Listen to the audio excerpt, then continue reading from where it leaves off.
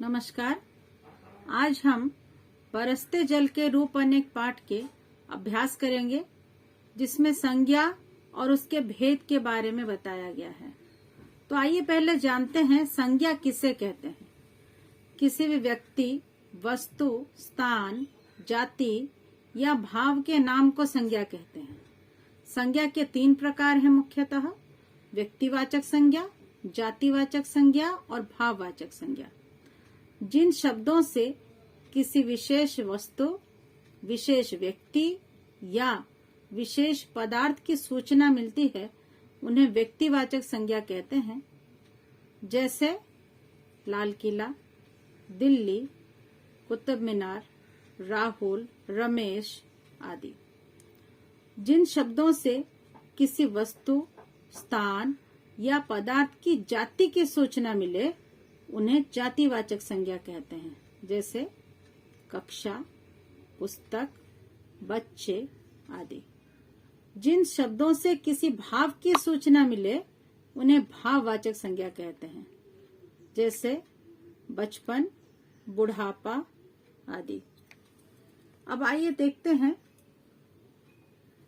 राघव, परमित, जफर और अमन मैदान में खेल रहे थे। अमन के दादाजी दूर से बच्चों को खेलते हुए देख रहे थे। वे बहुत प्रसन्न थे कि सभी बच्चे ईमानदारी से मिलजुल कर खेल रहे हैं। गेंद से खेलने का सिलसिला अभी शुरू ही हुआ था कि अचानक बिजली चमकने लगी। प्रश्न संख्या 1, ऊपर दिए गए अनुच्छेद में से संज्ञा शब्द छांटकर लिखिए। तो यहाँ पर संज्ञा शब्द है राघव, परमित, अमर, जफर, मैदान, दादाजी, ईमानदारी, बच्चे, सिलसिला, गेंद। प्रश्न संख्या 2 में अब इन संज्ञा शब्दों को नीचे दी गई श्रेणियों में लिखिए। यानी इनमें से व्यक्तिवाचक संज्ञा के अंतर्गत क्या आते हैं, जातिवाचक संज्ञा के अंतर्गत और भाववाचक संज्ञा के अंतर्गत क्या क्या शब्द आते हैं। तो व्यक्तिवाचक संज्ञा के अंतर्गत राघव, परमित, अमर और जफर आते हैं। उसके बाद जातिवाचक में दादाजी, मैदान, बच्चे। भाववाचक संज्ञा में ईमानदारी, सिलसिला।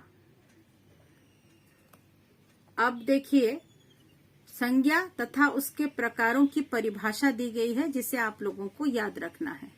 किसी भी व्यक्ति, वस्तु, स्थान, जाति या भाव के नाम को संज्ञा कहते हैं। जिन शब्दों से किसी विशेष वस्तु, विशेष व्यक्ति या विशेष पदार्थ की सूचना मिले, उन्हें व्यक्तिवाचक संज्ञा कहते हैं।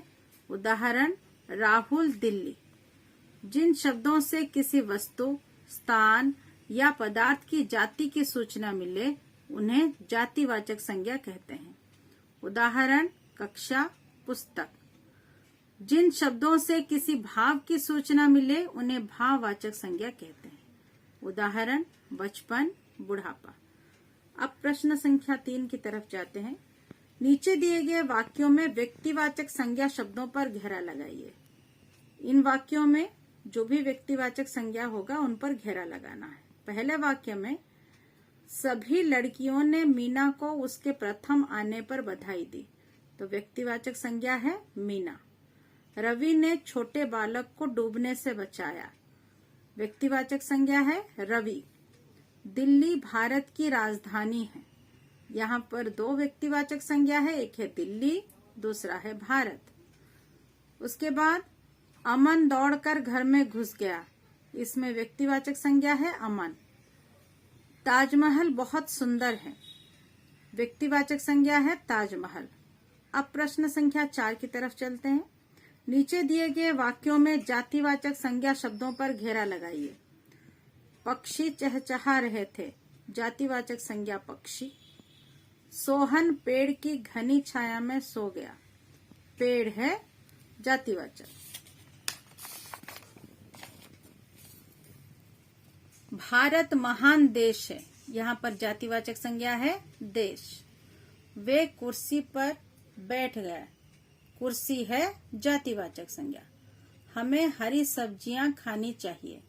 सब्जियां हैं जातिवाचक। प्रश्न संख्या 5 में नीचे दिए गए वाक्यों में भाववाचक संज्ञा शब्दों पर घेरा लगाइए। नीम के पेड़ की ऊंचाई बहुत ज्यादा है। ऊंचाई है भाववाचक संज्ञा। माँ की ममता का कोई मोल नहीं है। यहाँ पर ममता है भाववाचक संज्ञा।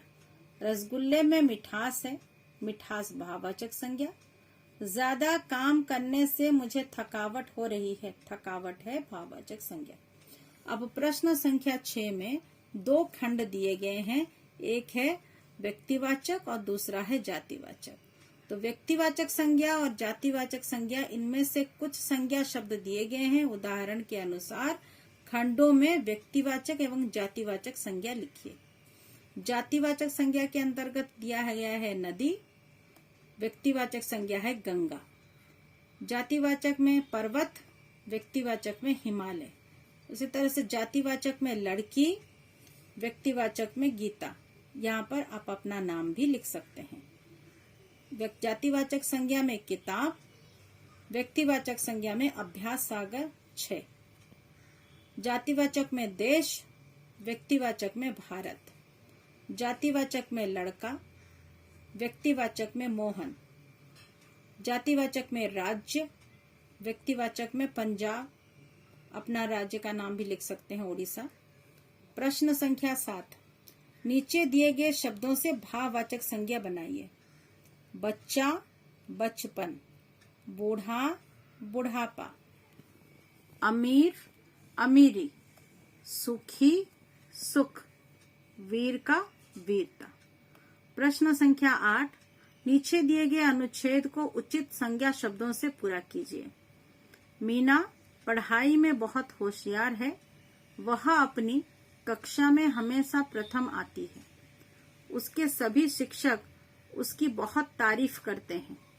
मीना को फूलों की सुगंध बहुत भाती है। उसने अपने बगीचे में तरह तरह के पेड़ और पौधे लगा रखे हैं। वह पौधों को रोज पानी देती है और अच्छी तरह देखभाल करती है। आओ दोहराएं। प्रश्न संख्या 9 नीचे दिए गए शब्दों को उनके समान अर्थ वाले शब्दों से मिलाइए। क में कुछ शब्द दिए गए हैं। क के शब्दों को ख के समानार्थी शब्दों से मिलाना है। जल, पानी। पेड़, वृक्ष। मनुष्य, मानव। आकाश, आसमान। प्रश्न संख्या 10 नीचे दिए गए शब्दों के विलोम या उल्टे अर्थ वाले शब्द लिखिए। सुखी, दुखी। जीवन, मरण। आरंभ, अंत। सवाल, जवाब। ऊंचा, नीचा। अधिक का कम भी हो सकता है और न्यून भी।